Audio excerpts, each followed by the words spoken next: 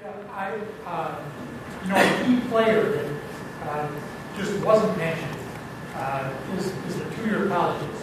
Yes. And there are significant systemic issues in the two-year colleges that block the implementation of these effective practices.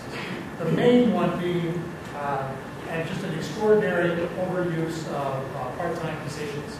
And that means that graduate students that are successful in graduate school cannot find good jobs.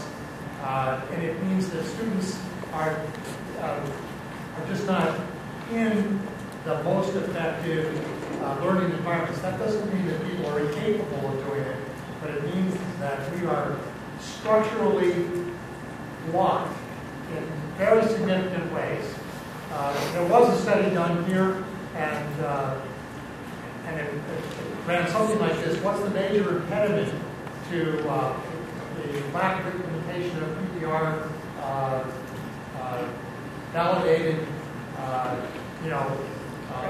performance? Yep. And it was lack of time, and that is highly correlated with what's going on with the staffing situation in the community colleges.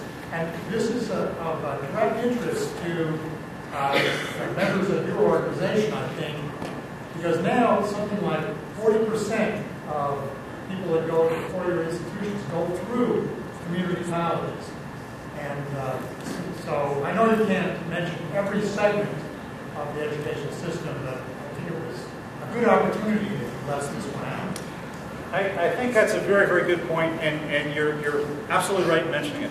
We have not, with the Science and Math Teaching Imperative, yet focused on community colleges and their partnerships. Now, I also know that some of my members do have good relationships with local community colleges as feeder systems. In the Math Teacher Education Partnership, we specifically invited for the first time, we invited community colleges to come in on the partnership teams. I'm pleased to say that at last count as of this morning, I saw that there were 9 community colleges, but we hope to use that as part of a model as we're building out. So I definitely agree with you. We have not focused any attention on that so far, and we need to.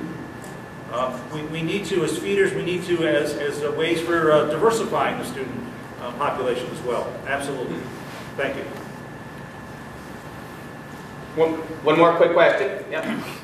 The other thing that's not on anybody's radar is in-service high school science teachers professional development.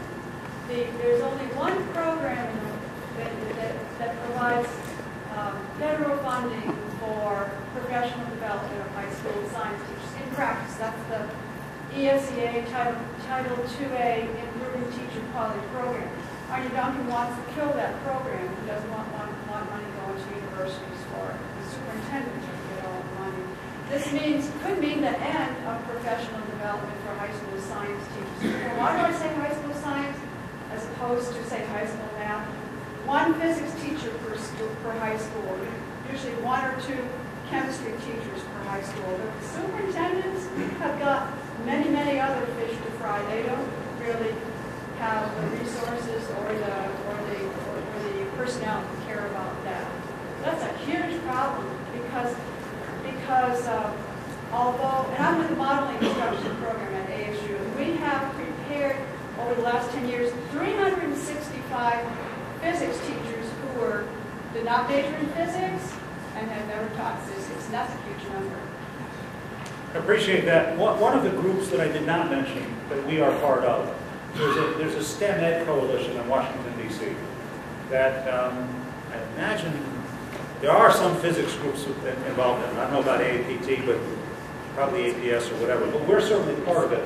It's run by a really dynamic group, a core group of people, and they're pushing the ESEA Title II funding. They're promoting some of these programs for all of us in science education. That's our tool for collective advocacy for STEM. But I certainly agree with you. We can't lose that. Please join me in thanking Howard, who's been an incredible community builder, brilliant education organization together. One challenge that we've had is that we've had these silos or historically different domains of practice, that it's either been university or been K-12. It's either been professional societies within physics or in chemistry, or it's been professional organizations among sort of university coalitions. APLU is the largest coalition of universities around. One of the things that's happening now, I think for the first time, and thank you for your optimism, Howard, of where we're at. For the first time, we now have coalitions forming, and I'm sandwiched between professional societies representing universities on the one hand now, and disciplinary-based societies on the other. And our next two speakers are going to be speaking from with some level of focus, particularly on physics. And it's my great pleasure to introduce our own Helen Quinn of Stanford University, the Department of Particle Physics and Astrophysics at SLAC. She's co-chair of Stanford University's K-12 initiative. She's a member of the National Academy of Science and holds numerous honors, including the Dirac and Klein medals for her research contributions. She is our beloved leader as former president of the American Physical Society and remains a member, and has long engaged in educational issues and worked at the local, state, and national level, where she's been an active contributor to the California State Standards development, and stands and has the stomach to continue on this. She currently chairs the Board on Science Education of the National Research Council and served on numerous studies. Most recently, she co-chaired the National Research Council's study that developed a framework for K-12 science education, the next generation science standards. Please join me in welcoming Professor Helen Quinn.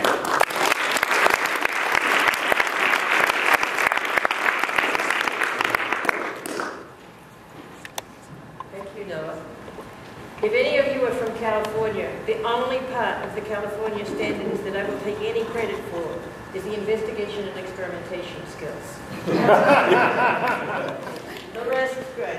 We can talk about some other day. Okay. Before I move to my slides, I want to give you a little perspective on where this is coming from and how I got to be the person who gets to tell everybody what science education should look like. Which, of course, I don't do by myself. But how many of you know what the Board on Science Education does? Okay, relatively few. Good, then it's worth spending a little time talking about it. Because in the context of what Noah is talking about, I think it's very important. So, the National Academy, as you all know, is an honorific society. That's the least important part of it.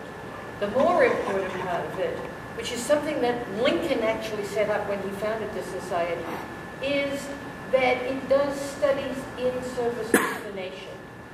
And part of the rules that Lincoln set up is nobody gets paid for participating in one of these studies. You have to find volunteers. But it's then organized something called the National Research Council, which coordinates the studies. And the National Research Council is organized into boards.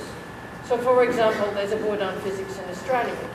And the Board on Physics and Astronomy does things like the decadal study for astronomy, which tells the field of astronomy where it's going and what it should emphasize for the next 10 years, by bringing together a consensus process of astronomers from all over the country to contribute to a very complex process which comes out with this report.